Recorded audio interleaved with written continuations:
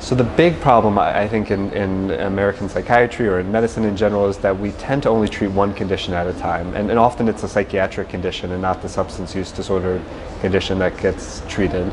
And we think in an ideal world, both should be treated at the same time. And if not, if you just treat the psychiatric condition, not the substance use, things aren't going to get better.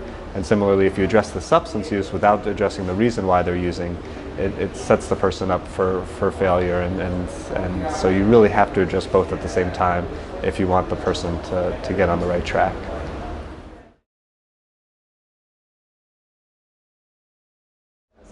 So diagnosis can be very challenging when people are using substances. It's unclear, as we were discussing, if the substance use leads to the mental illness, if the mental illness or the symptoms wouldn't be there if they weren't using a substance use. These days, we sort of argue that things should be just kept simple, that if it looks like they have a depressive symptoms, we don't have to be completely figure out if the substance use was related, but they should all be addressed. And so if it's, say, someone who's depressed and drinking a lot, it might be hard to tease out what started first, if the depression started first or the drinking started first.